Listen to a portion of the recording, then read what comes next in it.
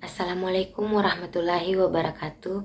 Perkenalkan, nama saya Dwi Hasmita Putri M. Natsir dengan NIM L0212111057. Baiklah, di sini saya akan menjelaskan mengenai kerangka acuan analisis dampak lingkungan hidup pada pembangunan rumah sakit bertaraf internasional di Kabupaten Lombok Utara.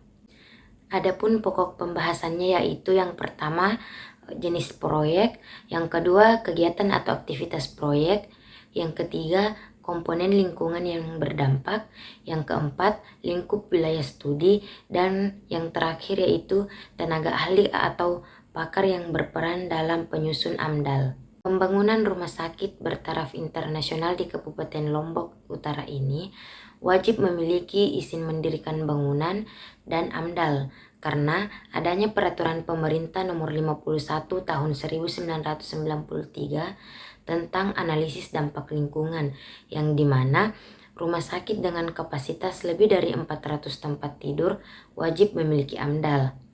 Nah, selanjutnya, lokasi rencana pembangunan rumah sakit bertaraf internasional secara administratif berada di Jalan Ahmad Yani nomor 72 yang berada di Desa Bayan, Kabupaten Lombok Utara, Nusa Tenggara Barat. Rumah sakit yang akan dibangun ini memiliki kapasitas 900 kamar yang terdiri dari 150 kamar VIP, 200 kamar kelas menengah, 400 kamar ekonomi, dan 100 kamar yang terdiri dari ruang operasi, poli-poli, apotik, dan lain-lain. Pembangunan ini berada di lahan milik masyarakat, sehingga membutuhkan pembebasan lahan yang cukup luas. Kondisi lahan tempat rencana pembangunan proyek tidak berdekatan dengan pemukiman penduduk karena daerah Kabupaten Lombok Utara masih didominasi oleh persawahan dan perkebunan, sehingga dianggap cocok menjadi sebagai tempat lokasi pembangunan rumah sakit. Selain itu, lokasi yang strategis dan mudah dijangkau membuat lokasi ini sangat cocok sebagai tempat pembangunan rumah sakit. Selanjutnya, kegiatan atau aktivitas proyek.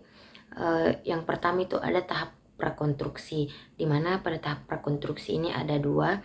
Yang pertama itu sosialisasi.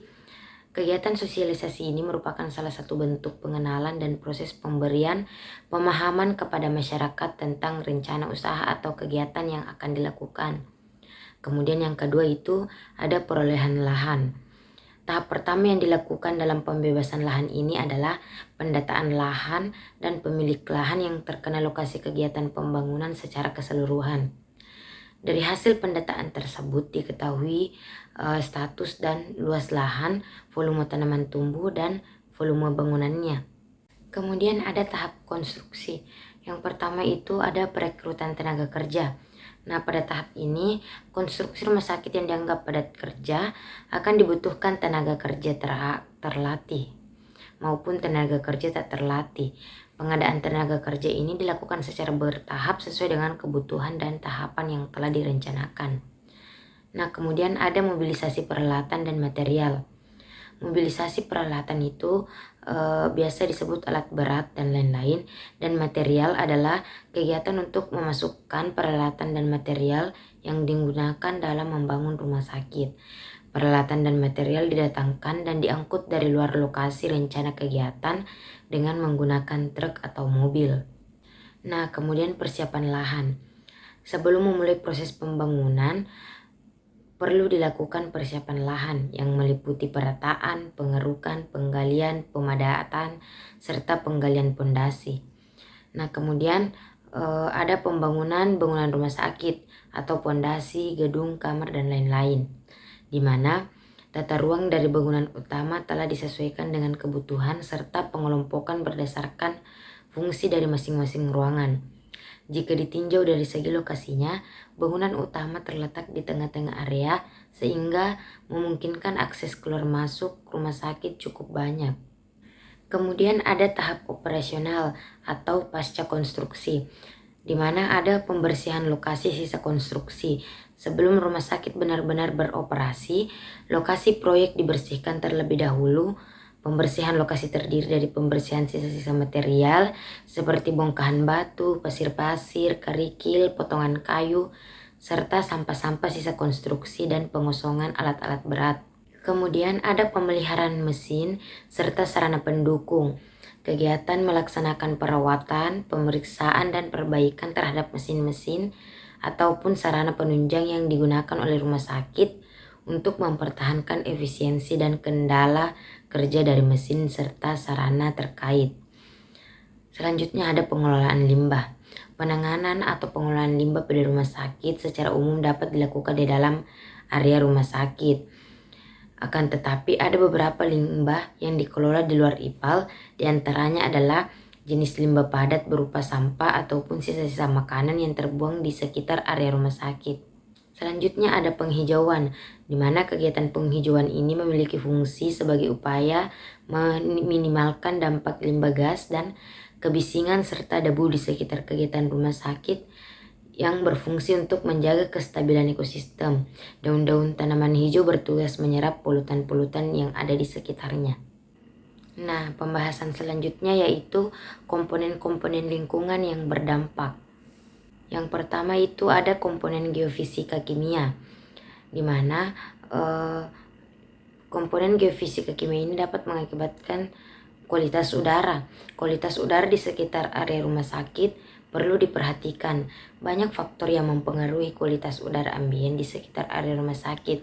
Salah satunya adalah kegiatan pembakaran yang dilakukan warga. Kemudian yang kedua ada kualitas kebisingan. Dampak yang mungkin ditimbulkan dari pembangunan rumah sakit di Kabupaten Lombok Utara ini adalah kebisingan. Hal ini dimungkinkan disebabkan oleh mesin yang digunakan untuk menunjang kegiatan rumah sakit. Kemudian hidrologi. Tata air wilayah studi merupakan perairan sungai yang berasal dari mata air yang ada di Gunung Rinjani. Selain itu, aliran sungai di daerah studi berasal dari mata air yang ada di daerah Pusuk. Selain berasal dari dua mata air tersebut, aliran sungai juga dipengaruhi oleh volume hujan. Nah, kemudian juga mempengaruhi kualitas air, di mana badan air permukaan yang terdapat di sekitar area pembangunan rumah sakit yaitu berupa sungai. Walaupun jarak sungai-sungai yang terdapat di sekitar wilayah tersebut cukup jauh, akan tetapi dengan adanya pembangunan rumah sakit, kualitas air setidaknya akan berpengaruh walau hanya sedikit.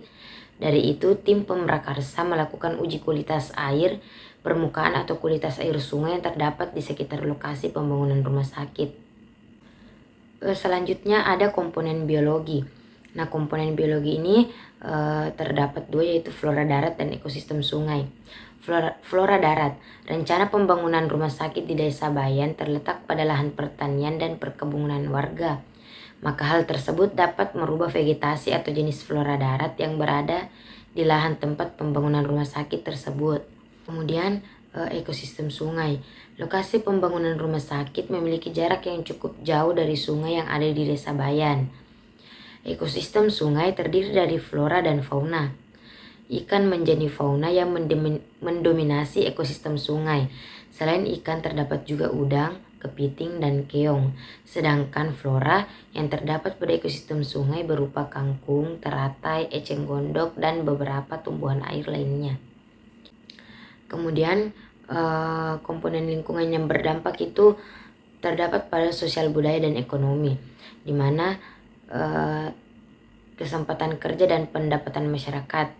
Mengingat lokasi rencana pembangunan rumah sakit berada pada daerah Kabupaten Lombok Utara, yang mana daerah ini masih didominasi oleh persawahan dan perkebunan dan bukan merupakan daerah perkotaan, maka pekerjaan atau mata pencaharian masyarakat setempat didominasi oleh petani, baik itu petani di persawahan maupun petani di perkebunan.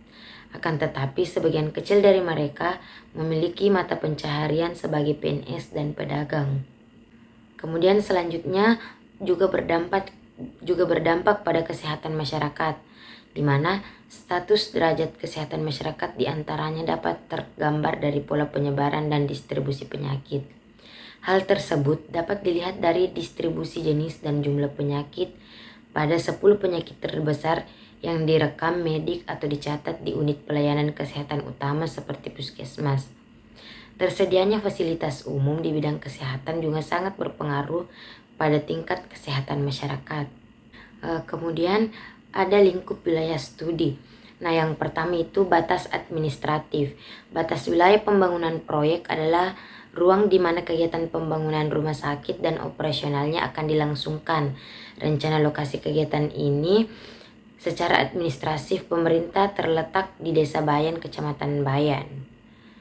Batas administrasinya itu adalah sebelah utara berbatasan dengan Desa Karangbajo dan sebelah selatan berbatasan dengan Desa Sukadana. Kemudian ada batas sosial di mana penentuan batas sosial pada kegiatan AMDAL ini dengan memperhatikan intensitas, luas persebaran dampak, dan antisipasi perubahan sosial akibat kegiatan pembangunan rumah sakit yang diperkirakan akan timbul terhadap komponen sosial dengan mempertimbangkan keberadaan masyarakat yang berada di sekitar proyek pembangunan. Ada juga batas ekologis, di mana batas ekologis ini adalah ruang persebaran dampak dari kegiatan pembangunan proyek dan operasionalnya menurut transportasi limbah cair, padat, difusi atau pergerakan limbah. Termasuk dalam ruang ini adalah ruang sekitar rencana usaha atau kegiatan yang secara ekologis terkena dampak dari proyek pembangunan rumah sakit ini. Ada juga batas wilayah studi. Batas wilayah studi yang dilakukan yaitu mengenai batas perkiraan dampak yang akan ditimbulkan oleh adanya pembangunan rumah sakit. Hal ini berkaitan dengan sejauh mana pengaruh dampak yang ditimbulkan, baik berupa dampak dari segi ekologi, sosial budaya, kesehatan, ekonomi, dan lain-lain, sehingga batas studi menjadi lebih spesifik dan jelas. Kemudian yang terakhir ada batas proyek.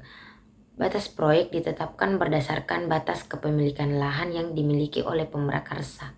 Nah, yang terakhir bisa kita lihat ada beberapa tenaga ahli atau pakar yang berperan dalam penyusunan AMDAL, di mana ada Insinyur Yanuar Rizky, MSI sebagai ketua, Insinyur Sujarman, Insinyur Sarjito, Insinyur Nelianti, Insinyur Syarif Hadi, dan Insinyur Nurmayanti. Sekian dari saya. Wassalamualaikum warahmatullahi wabarakatuh.